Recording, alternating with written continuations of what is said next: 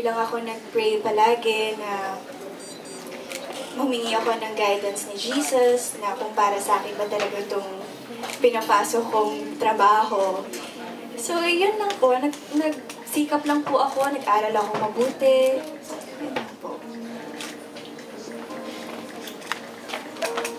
Sino pa nga sagot na? Meron pa, Alex? Direk? Ako siguro yung pinaka-matitreasure ko is yung buong project talaga kasi ito first.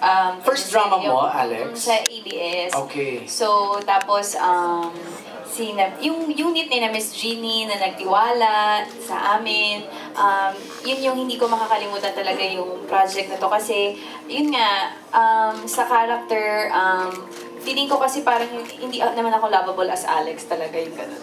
Pero parang yung kahit paano yung character ni Dayan, parang ang daming naawa sa kanya nung nagpunta po kami sa States, sa ASAP LA, parang ang daming nagtatanong nung mangyayari. So parang yung sobrang yung connection nila dun sa characters namin dito sa Pure Love. So yun, the project talaga, I will treasure this. I'll never ever ever forget this project. And of course, the people behind it.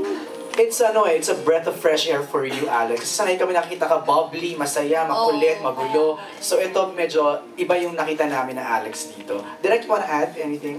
This is my first teleserye. So, I'm lucky na this is the kind of project that nagawa ko.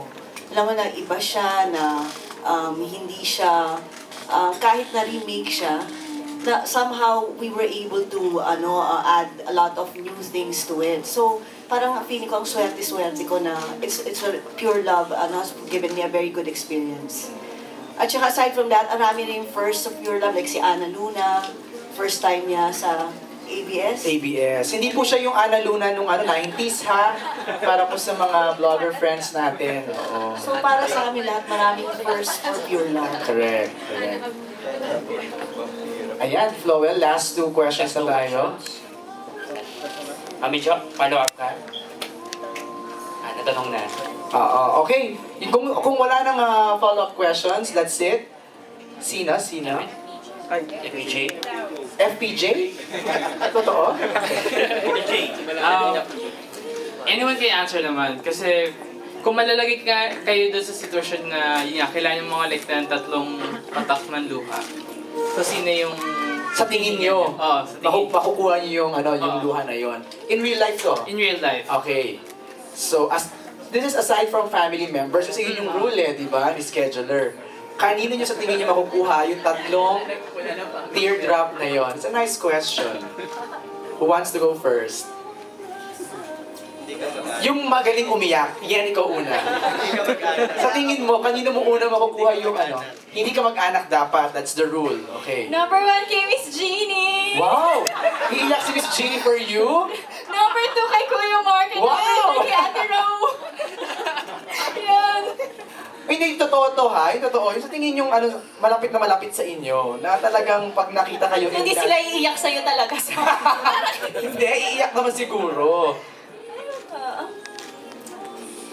Do you have a significant other? Wow. Siguro. Yung tanong ko talaga yun. Significant other. Si Cathy. Ay, talaga.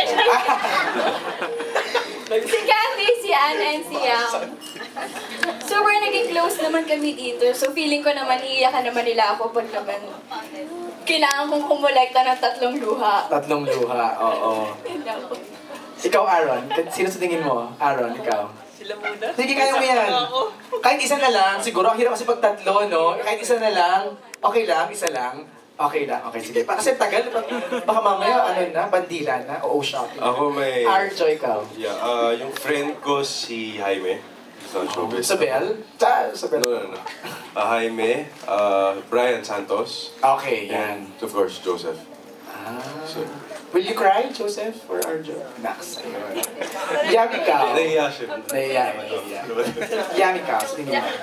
Ako yung best friend ko, si Michelle. Okay. And then, second is probably, hirap ng tanong Ay, sino ba? Siguro second is my future partner in life.